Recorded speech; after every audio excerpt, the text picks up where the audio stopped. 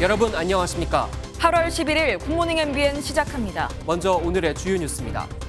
밤사이 충청과 경기 남부 지역에 물폭탄이 쏟아져 홍수주의보가 발령되고 곳곳이 침수되는 등 비 피해가 속출하고 있습니다. 전국 37곳에 산사태 경보와 주의보가 내려졌고 인명피해도 사망 11명, 실종 8명으로 늘었습니다. 비구름이 중부지방을 중심으로 오르내리면서 시간당 30에서 50mm의 폭우를 쏟아붓고 있는 가운데 내일까지 충청과 전북에는 최고 200mm 이상의 집중호우가 예상됩니다. 새벽부터 다시 장대비가 내리고 있는 서울 등 수도권은 오늘도 주요 도로 일부 구간이 통제되고 있어 출근길 시민들이 큰 불편을 겪을 것으로 보입니다. 이틀째 수해 현장을 찾은 윤석열 대통령이 국민들이 큰 불편을 겪었다며 취임 후 처음 사과했습니다. 여야는 피해 지역을 특별 재난 지역으로 선포해야 한다며 모처럼 한 목소리를 냈습니다. 이준석 대표가 국민의힘의 비상대책위원회 전원에 반발하며 법원에 효력정지 가처분 신청을 내면서 전면전에 들어갔습니다. 더불어민주당 당권 도전 중인 이재명 후보와 박용진 후보는 이 후보의 사법 리스크를 둘러싸고 정면 충돌했습니다. 미국의 지난달 소비자 물가지수가 지난해 같은 달보다 8.5% 오른 것으로 나타났습니다. 지난 1981년 11월 이후 최대폭이었던 지난 6월 9.1%보다 상승폭이 크게 둔화한 것으로 인플레이션이 정점을 찍은 게 아니냐는 관측과 함께 연준의 금리 인상 속도 조절 가능성도 제기되고 있습니다. 하늘에 구멍이라도 뚫린 듯 장대비가 또 쏟아지고 있습니다. 지금 이 시각 충청도와 전라북도, 강원 영서 등 중부지방에 호우 경보가 발령됐습니다. 특히 밤사이 충북 청주의 비 피해가 심했습니다. 취재 기자 연결해 보겠습니다. 신재우 기자, 청주 상황 어떻습니까? 네, 저는 지금 충북 청주 상당구에 나와 있습니다. 어제 저녁 7시 반부터 약 4시간 동안 시간당 최대 50mm에 달하는 폭우가 내리다 갑자기 이제 소강 상태에 접어들었는데요. 지금으로부터 약 2시간 전쯤부터 다시 장대비가 이렇게 쏟아지고 있습니다. 청주를 관통하는 무심천도 지금은 수위가 많이 낮아졌지만 간밤의 폭우로 홍수주의보가 발령됐습니다. 또 청주 복대동 등 저지대 지역이 침수돼 비 피해가 속출하고 있습니다. 물이 성인 가슴 높이까지 차올라 인근 차량은 침수로 줄줄이 견인됐고 일부 상점 유리창은 수압을 이기지 못해 산산조각 났습니다. 이로 인해 가게 내부에는 물이 들어차 마치 폭탄을 맞은 듯 쑥대밭으로 변했습니다. 어제까지는 어떻게 해서 대충 하면 될 것 같았는데 지금은 아예 뭐 쓸 수 있는 게 하나도 없는 상황이니까 좀 마음이 아프고. 비슷한 시각 중부고속도로 대전 방향 서청주에서 남청주 중간 지점에선 폭우로 만들어진 포트홀로 인해 이곳을 지나는 차량 20여 대 타이어가 파손됐습니다. 다행히 인명피해는 없었지만 일대 교통이 극심한 정체를 빚었습니다. 나흘간 내린 비로 전국에서 11명이 사망하고 8명이 실종된 상황에서 충북과 전북은 내일까지 최대 200mm 이상의 비가 더 내릴 전망인데요. 청주를 비롯해 세종시와 강원 행성군, 경기 광명시 등 전국 8곳에선 산사태 경보까지 발령된 만큼 산사태와 옹벽, 축대로 붕괴 등이 우려되는 지역은 사전에 안전한 곳으로 대피하셔야겠습니다. 지금까지 충북 청주 상당구에서 MBN 뉴스 신재우입니다. 네, 서울에는 새벽부터 다시 많은 양의 비가 쏟아졌습니다. 지금도 약한 비가 내리고 있는데요. 출근할 수 있는 건지 취재 기자 연결해 알아보겠습니다. 김도영 기자, 현재 서울 상황 자세히 전해주시죠. 네, 새벽에 수도권을 중심으로 많은 비가 쏟아졌지만 지금은 다소 주춤한 상황입니다. 오늘 새벽에는 경기 남부 등 수도권에 시간당 30에서 50mm 내외로 매우 강하게 비가 내렸는데요. 경기 화성과 용인, 오산과 이천 등에는 호우 경보가 내려졌습니다. 서울은 새벽에 시간당 30mm 이상 강하게 비가 쏟아진 곳이 많았는데요. 조금 전 기준으로 시간당 2mm 안팎으로 적은 비가 계속 내리고 있습니다. 어젯밤부터 잠수교가 여전히 양방향 통제 중이고요. 서울 시내도로는 당산 나들목과 여의 상류부터 한강대교까지 노들로 등 18곳이 양방향 통제가 이어지고 있습니다. 그 외 서울 지역 올림픽대로와 강변북로 등 도시 고속도로는 모두 통행이 가능한 상황입니다. 지하철은 모두 정상적으로 운행하고 있습니다. 수도권은 오늘까지 20에서 80mm, 경기 남부는 많이 오는 곳은 120mm 이상 비가 내릴 것으로 예보됐습니다. 출근하시는 분들은 도로가 미끄러운 곳이 많겠으니까 조금 안전에 각별히 유의하시기 바랍니다. 정체 전선의 영향으로 비는 내일 오전까지 돌풍과 천둥, 번개를 동반해 내리는 곳이 있겠습니다. 지금까지 보도국에서 MBN 뉴스 김도영입니다. 남쪽으로 내려갔던 비구름이 다시 북상하면서 수도권에도 비가 내리고 있습니다. 지금 어디에 강한 비가 집중되고 있는지 폭우 상황 기상센터 연결해 알아봅니다. 김다영 캐스터 전해주시죠. 네, 정체전선이 다시 북상하면서 수도권과 강원에도 비가 내리고 있습니다. 현재 레이더 영상을 보시면 강한 비구름대는 경기 남부와 강원 중남부, 충청 지역을 중심으로 위치하고 있고요. 이들 지역은 시간당 30mm 안팎의 물폭탄이 쏟아지고 있습니다. 이에 따라 호우특보는 더 확대됐습니다. 경기 남부와 강원 남부에도 호우특보가 내려졌고요. 여전히 충청 대부분 지역에는 호우경보가, 경북 북부와 전북 북부에는 호우주의보가 발효 중입니다. 또 중부지방을 중심으로는 산사태 위기경보 경계 단계가 발령 중입니다. 많은 비가 내리면서 지반이 약해진 상태니까요. 추가적인 피해 없도록 조심하셔야겠습니다. 대부분 지역의 비는 내일 오전까지 이어지겠습니다. 예상 강수량은 충청 북부에 최고 150mm, 강원 영서 중남부와 전남 북부에도 최고 120mm의 많은 비가 내리겠고요. 충청 남부와 전북, 경북 북부에도 최고 100mm, 서울에도 20에서 80mm의 비가 더 내리겠습니다. 날씨였습니다. 이번 폭우로 서울 서초구에서만 4명이 실종되고 경기 남부 지역에선 2명이 실종됐는데요. 어제 저녁 서초동에서 맨홀에 빠진 40대 남성이 결국 숨진 채 발견됐습니다. 실종자 수색 작업 소식은 김태림 기자가 전합니다. 소방대원들이 맨홀 뚜껑을 열고 내부를 수색합니다. 폭우에 휩쓸린 2사람을 찾는 모습입니다. 지난 8일 밤 2사람이 맨홀에 빠지며 순식간에 사라졌습니다. 수색 끝에 40대 남성은 어제 오후 숨진 채 맨홀 안에서 발견됐습니다.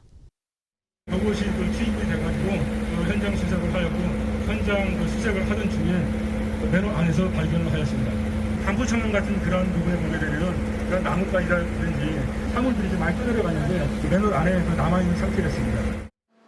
강남 빌딩 지하주차장에서 차량을 확인하다 급류에 휩쓸려 실종된 남성에 대한 수색 작업도 계속되고 있습니다.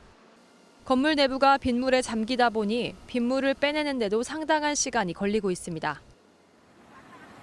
경기도 남양주에서는 그제밤 11시쯤 10대 학생이 급류에 휩쓸려 실종됐다는 신고가 접수됐습니다.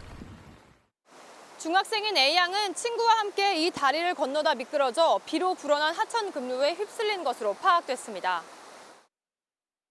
금방 차고 산골짜기에서 내려오니까 막 모여 내려와가지고 운동 댕기던 코스가 다 없어지고 했더라고요. 수도권에서 실종된 사람들은 6명으로 경찰과 소방은 실종자를 찾을 때까지 수색을 진행하기로 했습니다. MBN 뉴스 김태림입니다. 지역별 상황 알아봅니다. 먼저 비가 그친 강원도에선 실종자 수색이 진행되는 한편 산사태까지 일어났습니다. 벌통을 보러 간 노부부가 불어난 강물에 휩쓸려 실종됐고 횡성의 한 마을 진입로에는 산사태가 발생해 5가구가 고립되기도 했습니다. 장진철 기자의 보도입니다. 강 중간에 뒤집혀 있는 1톤 화물트럭 위에서 소방대원들이 곳곳을 살핍니다. 물 위에서는 보트를 탄 소방대원들이, 하늘에서는 헬기가 투입돼 수색을 벌입니다. 어제 새벽 5시쯤 강원 원주시 불원면에서 80대와 70대 노부부가 실종됐습니다. 이들은 벌통을 살피러 갔다가 불어난 강물에 휩쓸린 것으로 추정됩니다. 그 물이 범람해가지고 물 복판에 고립되어 있다고 신고됐거든요. 저희가 바로 또 전화 엿걸기로 전화를 했거든요. 그러니까 전화 안 받으시더라고요. 제 뒤로 보이는 저 언덕 너머가 사고가 발생한 지점입니다. 이렇게 전봇대를 따라 작은 길이 있었는데 지금은 물이 불어 길이 모두 잠긴 상태입니다. 물이 빠지면서 차량은 사고 지점 300m 아래에서 발견됐습니다. 하지만 노부부는 여전히 연락 두절 상태입니다. 마을을 잇는 유일한 길에 흙과 바위가 쏟아져 내렸고 차량은 흙더미에 박혔습니다. 굴착기가 흙을 치워보지만 끝이 보이지 않습니다. 어제 오전 6시 30분쯤 강원도 횡성군의 한 마을 앞 진입로 500m가량이 산사태로 묻혔습니다. 이 사고로 5가구 7명이 고립됐다가 6시간 만에 구조됐습니다. 엄청 요란한 소리와 함께 순간적으로 전기가 다 나가버리더라고요. 그 토사가 완전히 계곡 전체를 다 쓸고 내려간 게 확인됐었죠.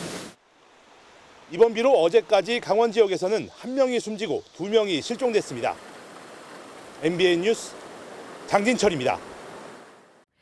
갑작스럽게 내린 많은 비에 도심 재래시장도 피해를 입긴 마찬가지입니다. 시장 골목엔 진흙투성이가 된 가구와 냉장고가 잔뜩 쌓였고 하나라도 더 건져서 써보려는 상인들은 한숨만 나옵니다. 홍지호 기자가 만나봤습니다. 재래시장 상인들이 가구들을 가게 밖으로 빼냅니다. 골목에는 빗물에 잠겨 더는 사용할 수 없게 된 의자와 냉장고를 비롯한 물건들이 금세 높이 쌓였습니다. 세차게 내리던 비가 잠깐 그치면서 이제야 진흙물을 씻어낼 여유가 생겼습니다. 그릇 하나라도 다시 쓰려고 헹궈내는 상인들은 아찔했던 순간을 떠올립니다.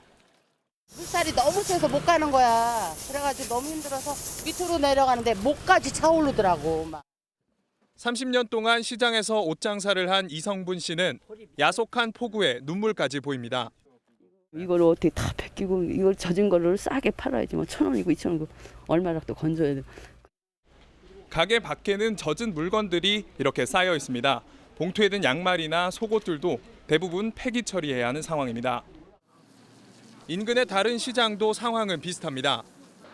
종아리까지 차버린 빗물에 모터가 고장나면서 횟집 수족관을 비울 수밖에 없었습니다. 지금은 영업을 못 해버리니까요. 사람이 지금 금방 고쳐가지고 되는 것도 아니고 전부 점검을 해야 되고 또 수족관 청소도 다 해야 되고. 일부 지원금이 나올 예정이지만 쓰레기나 다름없는 물건들이 산더미처럼 쌓이고 당장 장사까지 접게 된 상인들에겐 한숨만 남았습니다. MBN 뉴스 홍지호입니다. 여주와 광주 등 비 피해가 심한 수도권에선 복구 작업이 한창입니다. 하지만 집이 통째로 쓸려나가거나 전기와 수도가 끊겨 어려움을 호소하는 주민들이 많습니다. 이재호 기자가 현장에 다녀왔습니다. 이틀간 400mm가 넘는 폭우가 쏟아진 경기도 여주의 한 마을입니다. 산 비탈에는 바위와 나무들이 아무렇게나 뒤엉켜 있고 마을 곳곳은 수마가 핥히고 간 자국이 고스란히 남았습니다. 산사태로 한꺼번에 쓸려가면서 이렇게 지붕만으로 이곳이 집이었다는 걸 알 수 있습니다. 집이 있었던 터도 찾아보기가 힘들 정도입니다. 집 두 채 있었는데 다 쓸어 내려가고 저 밑에도 한 채 있었는데 완전히 없어지고 두 분은 병원에 입원하고. 구슬땀을 흘리며 피해 복구를 하는 마을 주민들은 큰 인명피해가 없었다는 사실만으로 안도의 한숨을 내쉽니다. 여기서 만약에 넘어졌다면 그냥 같이 쓸릴 수도 있는 상황이에요. 여기 물이 얼마나 많이 내려가는지. 힘들지만서도 뭐 해야지 어떻게 하겠어요. 180여 가구가 모여 사는 경기도 광주의 한 마을은 한복판에 산사태가 발생해 말 그대로 쑥대밭이 됐습니다. 진입도로 곳곳이 끊겨 복구 작업이 더디게 이뤄지고 있고 전기와 수도도 끊기면서 주민들은 제대로 된 식사도 하지 못하고 있습니다. 전기를 빨리 갖다 주고 수도를 공급해줘야 주민들의 생활이 불편하지 않게. 오늘 어제 저녁도 못 먹었지. 오늘 아침도 못 먹지. 진짜 눈물 나오던데요. 불과 이틀 동안 내린 비로 보금자리를 잃은 주민들은 또다시 폭우가 쏟아질까 불안한 마음으로 복구에 온 힘을 쏟고 있습니다. MBN 뉴스 이조입니다. 서울 강남에 내린 폭우로 구룡마을 주민들은 4년 만에 설치된 이재민 대피소에서 밤을 새워야 했습니다. 산사태로 축대가 무너지면서 수도와 전기가 끊긴 동작구 아파트 주민들은 식수를 배급받아 버티고 있습니다. 김종민 기자가 전합니다. 소방대원에게 가까스로 구조된 뒤 이틀 만에 집을 찾은 구룡마을 이재민. 처참한 모습을 보자 울음부터 터져나옵니다. 내가 우리 집이 이렇게 됐는데 내가 안 죽으면 말이다 감사해. 내가 안 죽으면 감사해. 구룡마을은 좁은 공간에 집들이 다닥다닥 붙어 있어 파손된 집이 다시 옆집을 덮치면서 피해가 컸습니다. 이곳은 실제 주민이 살던 집입니다. 그런데 보시는 것처럼 이렇게 폭격을 맞은 듯 집이 완전히 무너져 내렸고 가재 도구들은 물에 떠내려와 있습니다. 지금 비가 온 지 이틀이 지났고 날씨도 맑은 상황이지만 복구 작업은 엄두도 내지 못하고 있습니다. 가족 사진은 겨우 한 장만 건졌고 집안에 있던 돈도 물에 쓸려갔습니다. 그전에는 바깥에서 봉사원들이 와가지고 바깥에서 가지고 와서 버릴 거 버리고 씻어서 이렇게 해줬는데 지금은 그런 것도 없고. 집을 떠나 임시보호소에서 생활하는 이재민들은 뜬 눈으로 밤을 샜습니다. 또 오면 문제지. 또 차는 거고. 목요일 날까지 온다 그러잖아요. 이게 여기가 있어도 불편하고 또 집에가 있어도 불편하고 그런 거지. 거대한 옹벽이 무너진 사당동 극동 아파트 주변은 여전히 위태로운 모습입니다. 이곳 주민들은 가스는 물론 전기와 수도도 끊겨 배급받는 식수로 버티고 있습니다. 아무것도 안 되니까. 변수도 볼 수 없고 물도 안 되고 불도 안 되고 뭐 가스도 안 되고 다 안 되니까. 행정안전부 중앙재난안전대책본부가 집계한 수도권 이재민은 모두 600명에 달합니다. MBN 뉴스 김종민입니다. 서울 전역에서 폭우로 인한 침수 피해가 이어지자 서울시가 빗물 터널을 10년 만에 다시 추진하기로 했습니다. 반지하 세대에 대한 폭우 피해 대책도 내놨습니다. 이혁재 기자입니다. 오세훈 서울시장은 폭우로 인한 피해에 사과하고 대형 빗물 저류 시설, 이른바 대심도 터널을 짓겠다며 대책을 내놓았습니다. 신월 빗물 저류 배수 시설과 같은 대규모 수해 방지 시설을 만들어서 저지대 일대 침수 피해를 최소화해 나아가겠습니다. 10년 전 자신이 계획했던 대책을 다시 발표한 겁니다. 7곳에 건설 예정이었던 대심도 터널은 시장이 바뀌면서 양천구 한 곳에만 들어섰습니다.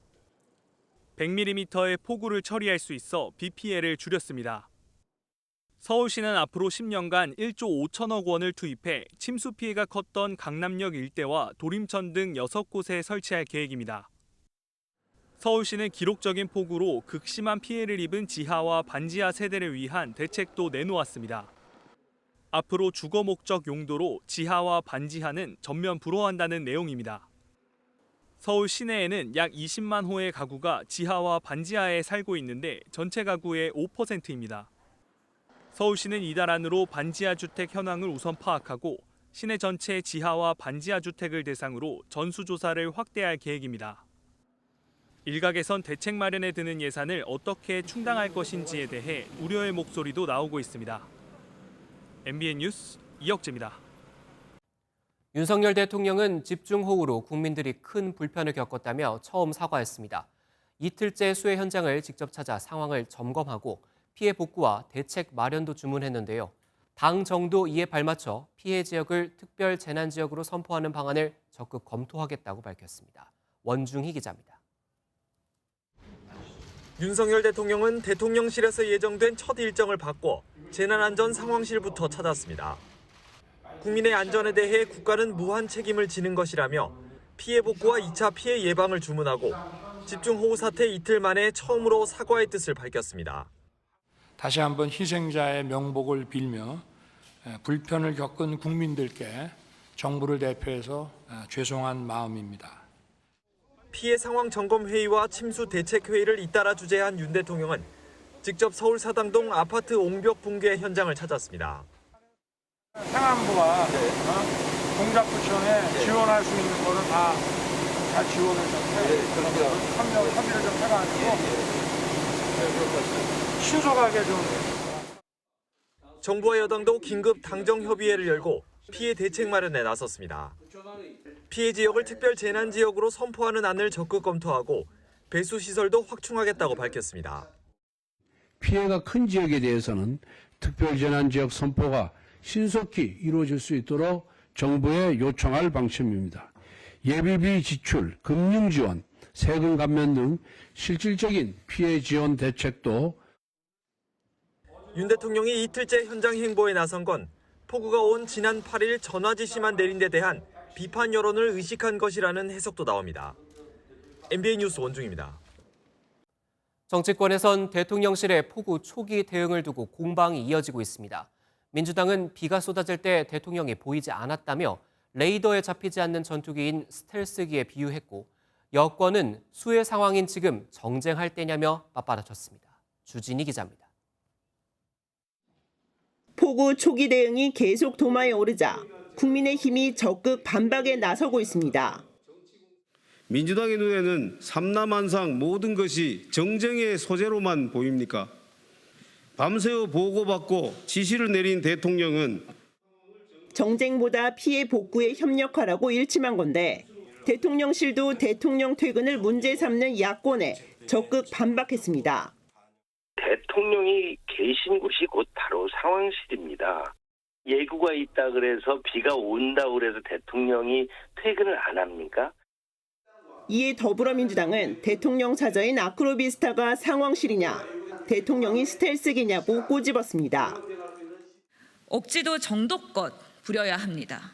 안일한 판단과 대처, 컨트롤 타워 부재를 궤변과 억지 변명으로 부정하려 드는 민주당 지도부는 수해를 입은 구룡마을을 방문해 피해 상황을 들은 뒤 박원순 시장 시절 수해 예산이 삭감된 것이 문제였다는 여권의 지적에 이렇게 반박했습니다. 집권 여당은 모든 것을 남 탓으로 돌리는 것부터 바로 고쳐야 떠난 민심을 회복할 수 있을 것입니다. 수도권에 물난리가 났습니까? 도로가 물에 잠기기라도 했습니까? 한때 대통령실은 윤 대통령이 일가족이 수해로 사망한 곳을 찾은 사진을 담아 국정 홍보물로 제작했다가 논란에 휩싸여 삭제하기도 했습니다. MBN 뉴스 주유진입니다. 침수 피해가 서울 강남에 집중되면서 지금까지 집계된 피해 차량의 3분의 1이 외제차입니다. 이 중에는 5억 원짜리 차도 있어서 자동차 보험사는 소리를 내고 있죠. 피해액이 벌써 1,000억 원에 육박합니다. 그럼 결국 자동차 보험료 인상으로 이어질 수 있습니다. 이 소식은 최은미 기자가 전해드립니다. 폭우가 시작된 지난 8일부터 지금까지 보험회사에 접수된 침수 피해 차량은 7,678대, 피해액은 977억 원입니다. 이 중 외제차는 2,554대로 전체에서 차지하는 비율은 33% 수준이지만 피해액은 오히려 국산차보다 107억 원이나 많습니다. 수억 원을 호가하는 외제차들이 대거 포함됐기 때문인데 업계에선 침수차 한 대당 보험사가 감당해야 하는 손해액이 역대 최고치를 기록할 것으로 보고 있습니다. 실제로 이번처럼 서울 강남에 피해가 집중됐던 2011년 집중호우 당시 대당 손해액은 680만 원. 가장 피해가 컸던 2020년 태풍 때도 대당 545만 원 수준이었지만 이번엔 1,273만 원으로 2배 가까이 많습니다. 심지어 아직 피해 접수가 마무리되지 않은 만큼 피해액이 더 늘어날 가능성이 커 보험사의 대규모 손실이 불가피할 거라는 전망이 나옵니다. 보험사의 손실은 보험료 상승으로 이어질 수밖에 없습니다. 자연재해 때문에 이해는 하지만 그래도 자동차 보험료에 대해서는 그래도 증가폭이 없지 않았으면 좋겠습니다. 코로나19와 유가 상승으로 차량 이동량이 줄어들며 보험사 손해율도 떨어져 보험료 인하 가능성도 제기됐지만 이번 폭우 피해로 오히려 상승을 걱정해야 하는 상황이 됐습니다. MBN 뉴스 최은미입니다. 이준석 국민의힘 대표가 당이 비상대책위원회 체제로 바뀌는 절차가 정당했는지 법원에 판단을 요청했습니다. 결과가 이르면 일주일 뒤에 나올 걸로 보이는데 어떤 결과든 한쪽은 치명상을 입을 수밖에 없습니다. 박자은 기자입니다. 이준석 대표는 어제 오전 서울 남부지법에 온라인으로 가처분 신청을 냈습니다. 이 대표는 절대 반지에 눈먼 사람들이 수해 상황에 아랑곳하지 않고 비대위를 강행했다며 사안의 급박성 때문에 가처분을 냈다고 밝혔습니다. 첫 신문 기일은 17일입니다. 법원은 보통 한 차례 신문 기일을 잡고 수일 내로 결론을 내리는데 사안이 긴급하면 당일 내기도 합니다. 신청이 기각되면 이 대표는 복귀가 불가능하고 인용되면 비대위 구성이 원점으로 돌아갑니다. 어떤 결과든 한쪽은 치명상을 입는 상황에서 주호영 비대위원장은 이 대표를 끝까지 설득하겠다고 밝혔습니다. 이제 다각도로 접촉 노력을 하고 있고 이제 이 대표 측에서 마음을 내서 만날 결심을 해야 일이 이루어지지 않겠어요. 당내에선 이 대표의 법적 대응에 부정적 전망을 내놨고 법의 잣대하고 정치적인 행위하고는 상당히 결이 틀리기 때문에 아마 판단하기가 쉽지 않지 않겠나, 비교적 정치적인 판단을 존중하지 않겠나 생각을 합니다. 법조계 안팎에선 법원이 개입할 여지가 적다며 기각 가능성이 높다는 분석도 나옵니다. 하지만 절차적 흠결에 따라 판단은 달라질 수 있습니다. 지난 2007년 열린우리당이 당헌을 개정해 전당대회 날짜를 당기려 하자 법원은 월권 행위라고 결론 내리기도 했습니다. MBN 뉴스 박자은입니다. 이런 가운데 주호영 국민의힘 비상대책위원장은 비대위원 구성에 속도를 내고 있습니다. 차기 당권 주자들의 윤곽도 드러나기 시작했는데 전당대회 시점에 대해선 여전히 의견이 갈립니다. 우종환 기자입니다. 주호영 국민의힘 비상대책위원장은 안정과 혁신에 도움이 될 분을 비대위원으로 고르고 있다고 밝혔습니다. 골고루 대변할 수 있고 또 혁신이나 변화에 도움을 줄 수 있는 분들을 전체를 보고 그중에서 골라야지. 배치에 맞게 해야지. 예를 들면 필요하면 여성도 한두 분 더. 주 위원장의 원내대표 시절 원내수석과 원내부대표로 호흡을 맞춘 김성원, 정의용 의원 등이 비대위에 참여할 가능성이 제기됩니다. 비대위 이후 치러질 전당대회 대진표도 점차 윤곽을 드러내고 있습니다. 앞서 출마를 시사했던 안철수 의원은 좀 더 명확한 의지를 드러냈고 제 역할이 있다면 저는 어떤 역할이든지 하겠다. 그런 뜻으로 드리는 말씀입니다. 지금 굉장히 적극적인 출마 선언으로 들었습니다. 네. 적극적으로 당을 변화하는데 네. 제가 할 수 있는 모든 일을 하겠다. 그런 뜻이죠. 출마선에 말을 아끼던 나경원 전 의원도 도전 가능성을 내비쳤습니다. 지금부터는 좀 고민하려고 합니다. 몸은 정치인들은 언제나 풀려 있는 것 아닌가. 전당대회 시점을 두고 비대위와 주자들의 의견은 여전히 제각각입니다. 주 위원장은 바로 전대를 할 거면 선관위를 만들지 왜 비대위를 하느냐며 조기 전대론을 일축한 반면 김기현 의원 측은 9월 중, 나 전 의원은 국정감사 이후를 제안한 반면 안 의원은 총의를 모을 의총을 열자고 주장했습니다. 당내에서는 대통령실이 빠른 수습을 위한 조기 전대를 선호하고 있어 이후 비대위의 기류가 바뀔 수 있다는 전망도 나옵니다. MBN 뉴스 우종환입니다. 더불어민주당은 당권에 도전 중인 이재명 의원과 박용진 의원이 충청권 TV토론회에서 사법 리스크 공방을 벌였습니다. 박 의원은 정치 탄압을 받고 있다는 증거를 대라고 이 의원을 압박했는데 이 의원은 내가 마녀라는 증거를 대라고 반박했습니다. 이현재 기자가 보도합니다. 어제 열린 대전, 세종, 충남권 TV토론회에서 박용진 의원은 당헌 80조 개정 문제를 언급하며 포문을 열었습니다. 박 의원은 당헌 80조는 개인의 사법 리스크가 당 전체의 사법 리스크로 번지지 않게 하는 최소한의 안전장치라며 이재명 의원을 공격했습니다. 정치 탄압을 당하고 있고 국기문란한 상황이라고 설명을 하셨으니까 그와 관련해서 우리가 같이 싸우려면 그런 근거와 자료를 주시면 같이 싸우겠다. 이런. 그러자 이 의원은 부정부패를 저지른 적이 없는 저와는 관계가 없는 조항이라고 받아쳤습니다. 마녀가 아닌 증거가 어디 있습니까, 세상에. 마녀인 증거를 본인이 내셔야지요. 충북 지역 토론회에서는 이 의원에 대한 선거 패배 책임론 공방도 벌어졌습니다. 박 의원이 이 의원의 개항을 보궐선거 출마가 지방선거 패배 원인이라고 지적하자 이 의원은 선거 패배에 책임이 있다면서도 책임에서 회피하기보다 국민의 신뢰를 받고 여당과 제대로 싸우는 민주당을 만드는 역할을 하겠다고 밝혔습니다. 충청권 의원으로 토론회 내내 정책 질의에 집중하며 안방 민심에 호소했던 강훈식 의원도 선거 책임론 공방에는 한마디 보탰습니다. 지방선거 때 개항 출마한 게 상처가 된 분들은 실제 존재합니다. 그분들에 대해서 다듬는 것은 또 우리 당의 동지로서 필요한 일이라는 말씀. 이에 대해 이 의원은 똑같은 현상에 대한 해석이나 이해가 다를 수 있다고 방어하면서도 그런 질문에 섭섭하지는 않다고 답했습니다. MBN 뉴스 이현재입니다. 숙명여대 동문회가 김건희 여사의 논문 절반가량이 표절이라며 대학 측에 신속한 조사를 요구하고 나섰습니다.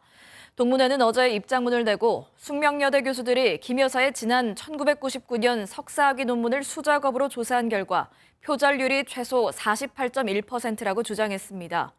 숙명여대는 지난 2월 해당 논문에 대해 예비조사위원회를 꾸려 조사를 마쳤지만 본조사의 필요성을 결정하는 연구윤리 진실성위원회를 아직 열지 않고 있습니다.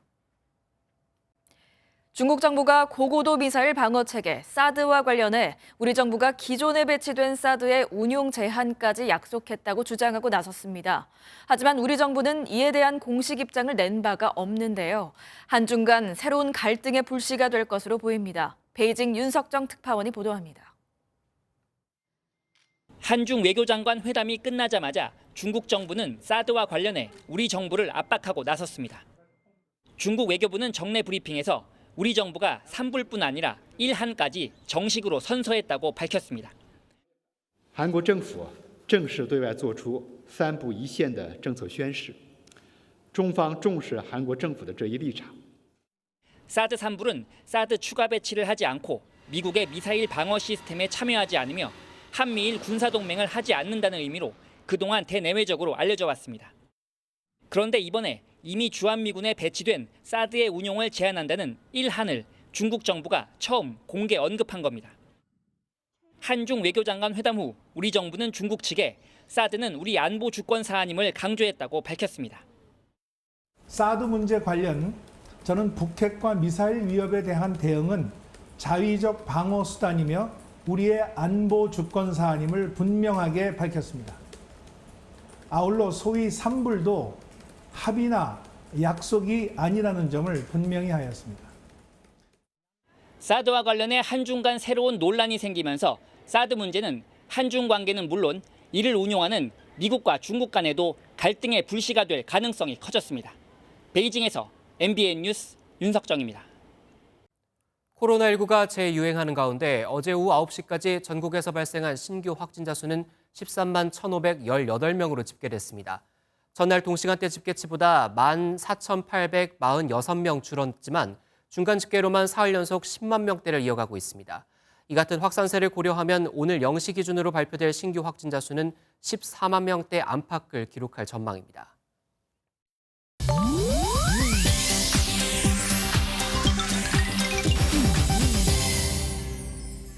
인터넷에선 어떤 소식들이 화제일까요? 인터넷 와글와글입니다. 중부지방에 내린 유례없는 폭우로 막혀버린 배수로를 발벗고 나서 뚫은 남성에게 찬사가 쏟아졌습니다. 지난 화요일 의정부 용현동 일대가 물에 잠긴 상황. 이때 한 남성이 나타나 맨손으로 배수로에 쓰레기를 치우기 시작했다고 합니다. 그러자 이를 본 여성이 종량제 봉투를 가져와 옆에서 도왔다는데요. 그 결과 10분도 채 되지 않아 그 많던 흙탕물이 모두 빠졌다고 합니다. 하마터면 물이 계속 고여 피해가 커질 수 있었는데 이들 덕분에 해결될 수 있었다고요. 앞서 월요일에는 강남역 인근에서 쓰레기를 치운 남성이 주목을 받기도 했는데요. 솔선수범해주신 이분들께 진심으로 박수를 보내드리고 싶네요. 그런가 하면 비 오는 커브길에서 역주행을 하다 사고를 낼 뻔한 차량이 누리꾼들의 공분을 샀습니다.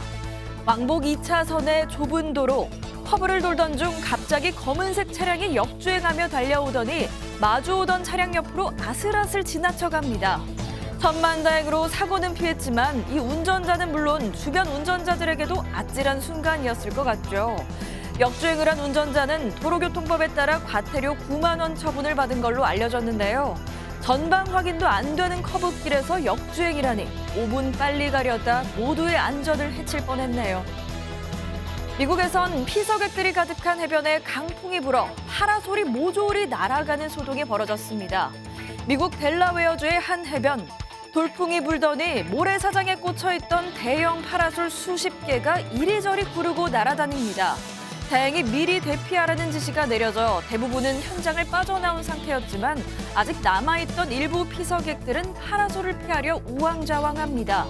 거센 비바람 속에 검은 파라솔들은 마치 팽이처럼 그대로 바다를 향해 굴러갔는데요.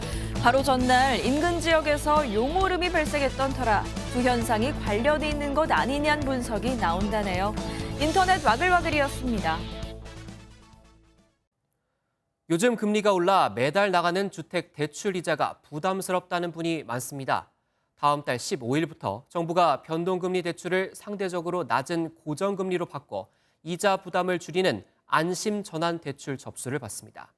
신청 조건은 주택 가격이 시가 4억 원 이하이고 부부 합산 소득 연 7천만 원 이하인 1주택자인데요.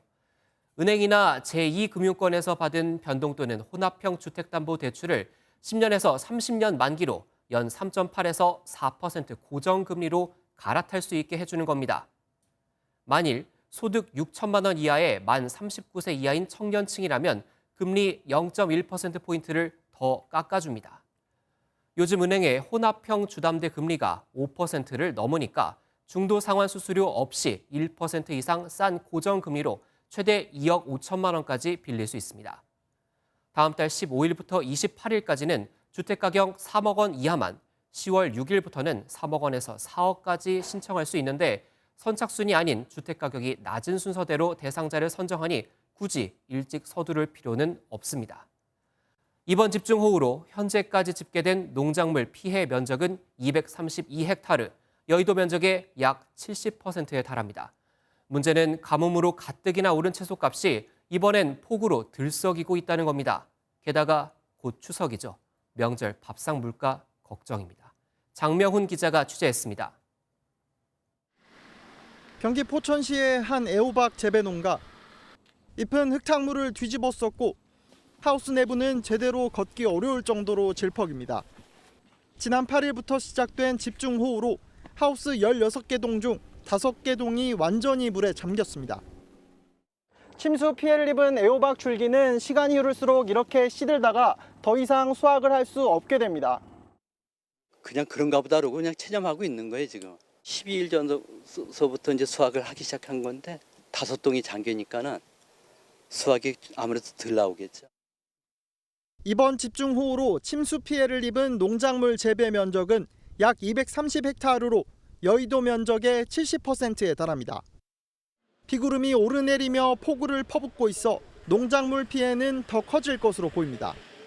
예기치 못한 집중호우는 농작물의 생육 부진과 출하량 감소로 이어집니다. 최근에 고추나 여름 배추 같은 밭작물도 장기간 침수가 되면 열병이나 탄저병, 또 무름병 등 병해충 발생이 쉬워지기 때문에 적기에 병해충 방제를. 통계청에 따르면 지난달 농산물 가격은 1년 전보다 8.5% 올랐고 배추와 상추, 깻잎 등은 더 큰 폭으로 가격이 치솟았습니다. 가뜩이나 치솟은 농산물 가격에 정부는 추석 명절을 앞두고 공급량 확대와 쿠폰 발행 등 각종 대책 마련에 고심하고 있습니다. MBN 뉴스 장명훈입니다. 미국의 7월 소비자 물가지수가 시장의 예상치보다 낮게 나와 미국의 인플레이션이 정점을 찍은 것 아니냐는 기대가 나오고 있습니다. 미국 노동부는 7월 소비자 물가지수가 지난해 같은 달보다 8.5% 올랐다고 밝혔습니다. 지난 1981년 11월 이후 최대폭이었던 지난달 9.1%보다 상승폭이 크게 둔화한 건데 물가 급등세가 거의 멈췄다는 의미로 해석됩니다. 바이든 미국 대통령은 지난달 인플레이션이 제로라고 언급하며 자신의 경제 계획이 작동되고 있다고 강조했고 시장은 미국 연방준비제도의 금리 인상 속도가 늦춰질 가능성을 시사했습니다.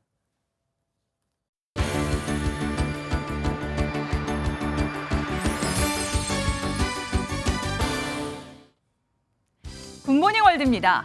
미국 사우스캐롤라이나의 폴리비치에서 막 부화한 거북이의 첫 걸음마가 포착됐습니다.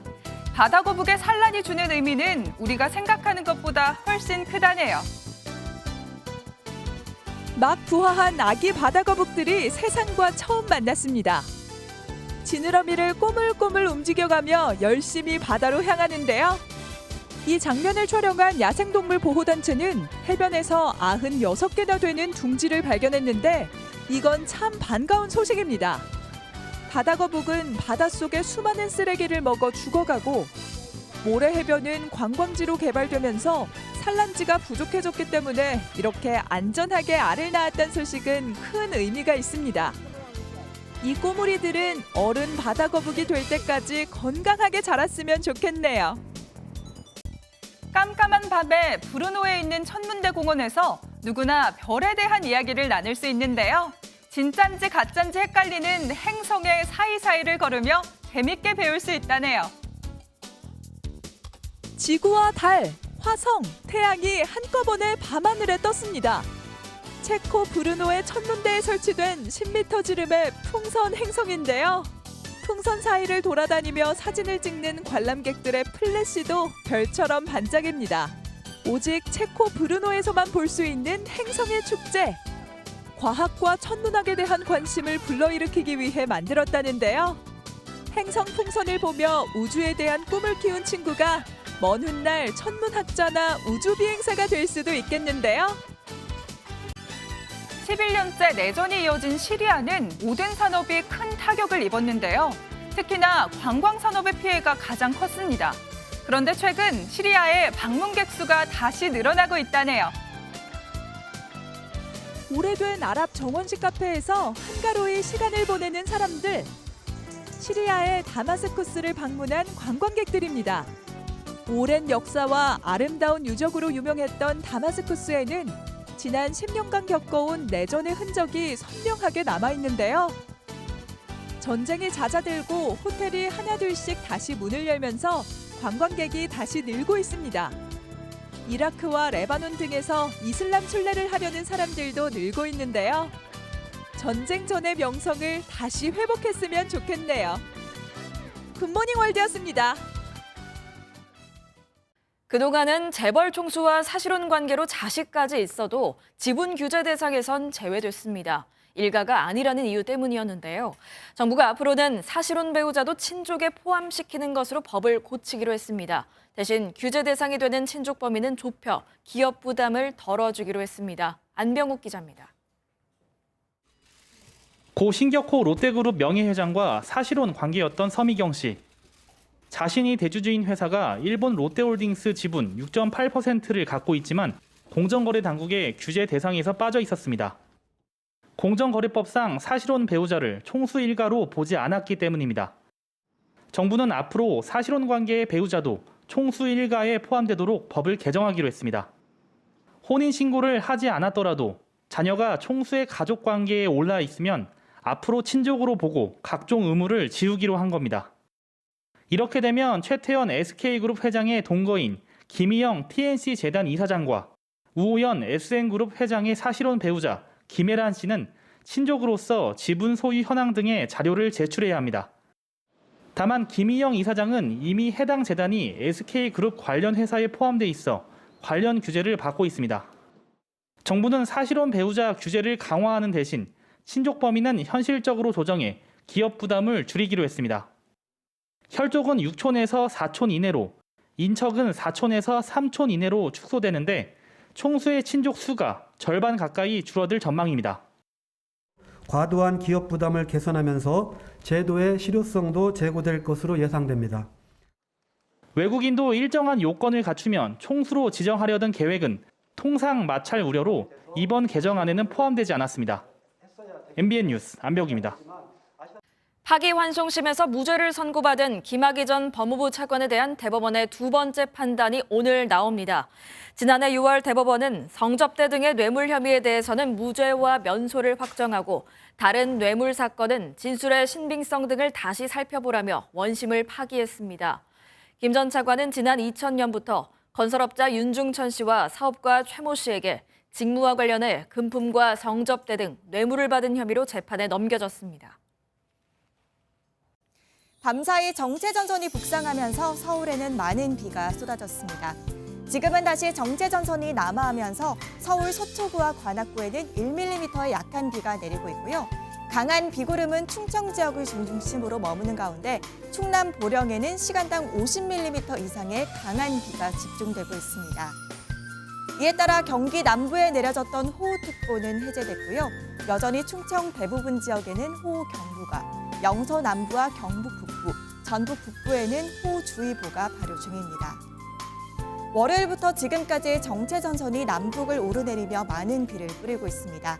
나흘간 누적 강수량을 살펴보시면 경기 남부에는 600mm 이상, 서울 동작구에도 576.5mm의 강수량을 기록했고요.